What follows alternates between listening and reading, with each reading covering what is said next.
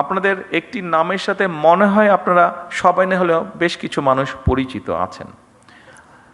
ফাতেমা নামে একটি নাম।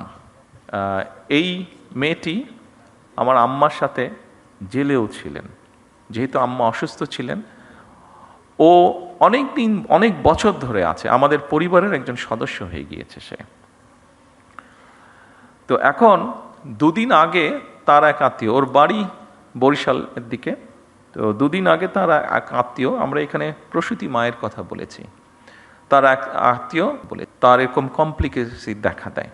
নন ইনভার্টার এসির দামে ঘরে আনুন বিদ্যুৎ সাশ্রয়ী ইনভার্টার এসি। এখন 1.5 ton my one inverter AC মাত্র 48,900 টাকা পাওয়া যাচ্ছে মিনিস্টার শোরুমে।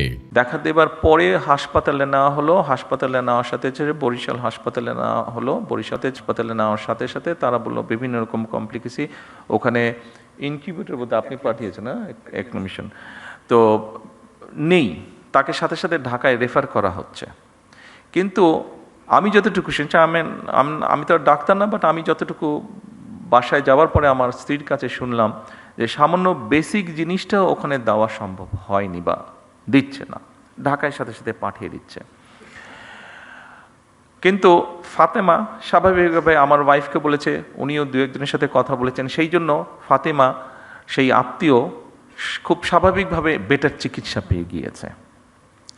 কিন্তু প্রশ্নটি সেটা হচ্ছে, সবাই তো ফাতেমা না, বা সবাই ফাতেমার আত্মীয় না। ফাতেমার আত্মীয় হয়তো সে যেহেতু ফাতেমা ছিল, সেই জন্য আমার স্ত্রী ঘটনাটি জানতে পেরেছে, স্বাভাবিকভাবে উনি টেক কেয়ার করেছেন। তার আত্মীয়টা বাচ্চাটা হয়েছে বাট অসুস্থ, তারপরেও মোটামুটিভাবে ম্যানেজ করা গিয়েছে, ঢাকায় আর আনতে হয়নি খুব সম্ভবত, যতটুকু আমি জানি। আর সামহাও মিনিস্টার সাহেবও জানার পরে উনিও কিছুটা ইন্টারফেয়ার করেছেন, ফলে এখান থেকে সাথে সাথে একটা মেশিন বোধহয় ছিল না, মেশিনটা বোধহয় পাঠানো হয়েছে, ফলে ওর আত্মীয়র বদলতে অনেকগুলো শিশু এখন সেই সুবিধাটা পাবে, অনেকগুলো শিশু সেই কষ্ট থেকে বা সেই সমস্যা থেকে, সেই বিপদ থেকে বেঁচে যাবে।